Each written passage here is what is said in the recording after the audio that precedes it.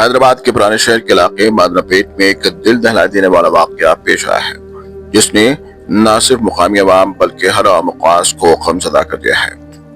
اطلاعات کے مطابق 7 سال کی ایک معصوم بچی کی لاش پانی کی ٹینکی سے برآمد ہوئی جس کے ہاتھ اور پاؤں باندھے ہوئے تھے۔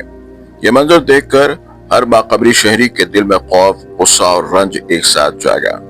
یہ واقعہ انسانیت کے خلاف ایک وحشیانہ فعل ہے اور معاشرتی شعور کے لیے ایک شدید انتباہ بھی ہے۔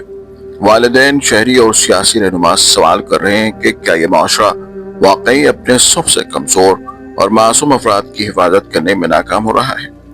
پولیس نے قتل کا مقدمہ درج کر کے تحقیقات شروع کر دی، تاہم عوام میں تشویش پائی جاتی ہے کہ اکثر ایسے واقعات میں انصاف تاخیر یا ناکامی کا شکار ہوتا ہے۔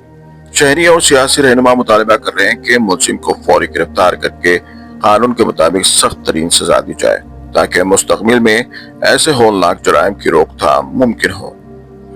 بچوں کی حفاظت ہر معاشرے کی سب سے بڑی ذمہ داری ہے اور جہاں یہ تحفظ موجود نہ ہو وہاں انسانیت خطرے میں ہے۔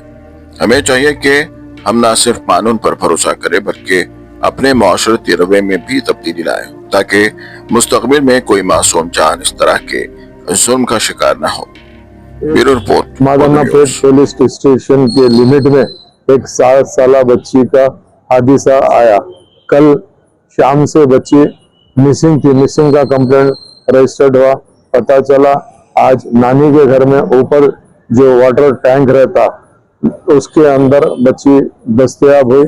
اس کے ہاتھ اور پیر بنے ہوئے تھے جس کے لیے امیڈیٹ جو مسنگ کو کٹ کر کے مرڈر کیس رجسٹرڈ کیا گیا۔ میں آ کے ابھی اے سی پی صاحب سے اور مادنا پیٹ انسپیکٹر صاحب سب سے ملاقات کیا ہوں اور میں کہا ہوں کہ بھائی تھارو اسٹڈی ہونا اس کیس کی ضروری ہے کیونکہ معصوم بچی کی زندگی تھی، کس لیے ہوا، کیوں ہوا، کوئی بھی رہنے دیجیے، قاتلوں کو سزا دینا چاہیے کیونکہ معصوم بچی کے ساتھ یہ حادثہ ہوا۔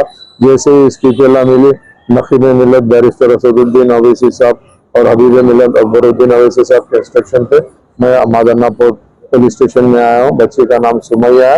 انشاءاللہ تعالی جلد سے جلد انویسٹیگیشن کر کے جو بھی خاطئ ہیں ان کو سزا دینے کے لیے بھرپور کوشش کی جائے گی۔ میں اسی کے لیے جیسا میرے ساتھ میں ان کے والد بھی موجود ہے وہ بھی ہے، انشاءاللہ تعالی ہم برابر اس کا انویسٹیگیشن کروائیں گے۔ بہت بہت شکریہ۔